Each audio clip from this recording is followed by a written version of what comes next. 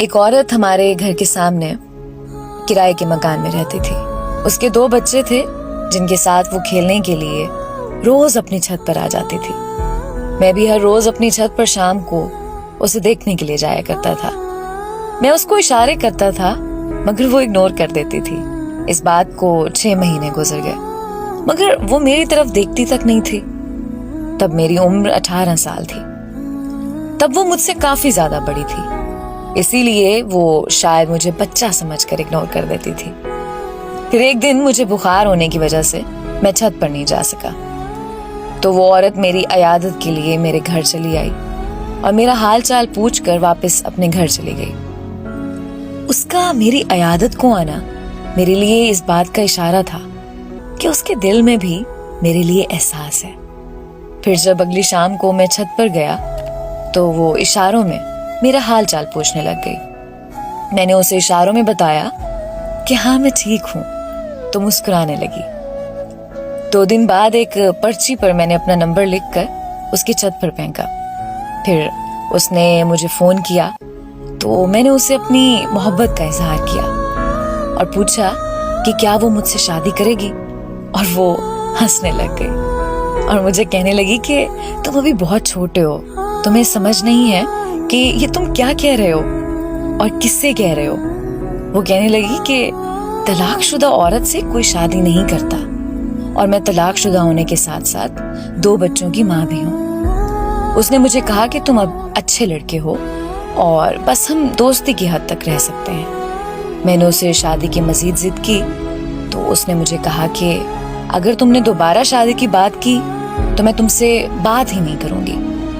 میں وہاں پر چپ ہو گیا اور ہم دوست بن کر رہنے لگے. ہم ایک دوسرے سے ہر بات شیئر کرتے تھے. ایک رات ہماری فون پر بات ہو رہی تھی تو اس نے بتایا کہ وہ گھر پر اکیلی ہے کیونکہ اس کے امی ابو شہر سے باہر گئے ہیں. یہ سنتے ہی میں اس کے گھر کے باہر پہنچ گیا اور اسے دروازہ کھولنے کو کہا، لیکن اس نے دروازہ کھولنے سے انکار کر دیا. تو میں نے بھی ضد کر لی کہ میں بھی پوری رات گھر کے باہر بیٹھا رہوں گا. 2 گھنٹوں کی ضد کے بعد آخر کار اس نے دروازہ کھول ہی دیا. لیکن آج مجھے اس ضد پر بہت زیادہ پچھتاوا ہوتا ہے کہ کاش میں اس دن اپنی ضد چھوڑ کر اس کی بات مان لی ہوتی تو آج وہ زندہ ہوتی. اس کے دروازہ کھولتے ہی میں اندر چلا گیا. وہ بہت پریشان اور گھبرائی ہوئی تھی کیونکہ اسے خوف تھا کہ اگر کسی کو پتہ چل گیا تو اس کی عزت خاک میں مل جائے گی. اور پھر اس کا ڈر سچ ثابت ہو گیا. مجھے کسی نے اس کے گھر داخل ہوتے ہوئے دیکھ لیا تھا اور اس شخص نے پورے محلے میں مسئلہ کھڑا کر دیا. سارے محلے والے اکٹھا ہو کر اس کے گھر کے باہر آ گئے. میں چھپ گیا تھا لیکن انہوں نے مجھے ڈھونڈ لیا. میرے گھر والے بھی محلے والوں کے ساتھ موجود تھے. وہ مجھے گھر لے گئے اور میرے ابو نے میری بہت بے عزتی کی. لیکن میں نے اپنے گھر والوں سے صاف کہہ دیا تھا کہ میں نے اس عورت سے شادی کرنی ہے ورنہ میں زہر کھا لوں گا اور مر جاؤں گا. تو میرے گھر والے مان گئے اور اگلی صبح اس عورت کے والدین واپس آنے پر محلے میں پنچایت بیٹھ گئی. پنچایت میں سب آ گئے تھے مگر وہ اور اس کے والدین نہیں آئے. پھر تھوڑی دیر بعد خبر آئی کہ اس عورت نے زہر کھا لیا ہے.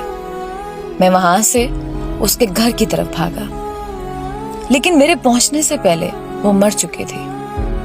اسے اس دنیا سے گئے 8 سال ہو گئے ہیں لیکن میں نے آج تک اسے بھول کر کسی اور کا نہیں ہو سکا. مجھے آج بھی یہ بات اندر سے کھا جاتی ہے کہ کاش میں اس دن ضد نہ کرتا تو وہ آج زندہ ہوتی. اس سے بڑا درد کیا ہوگا کہ میری وجہ سے اس کی جان چلی گئی. دیکھیں، محبت کرنا کوئی گناہ نہیں ہے. جب سچی محبت ہو جائے تو وہ رنگ روپ، امیر غریب، کالا گورا یا عمر میں فرق محبت میں نہیں دیکھا جاتا. جب محبت ہو جاتی ہے تو پھر ہو جاتی ہے.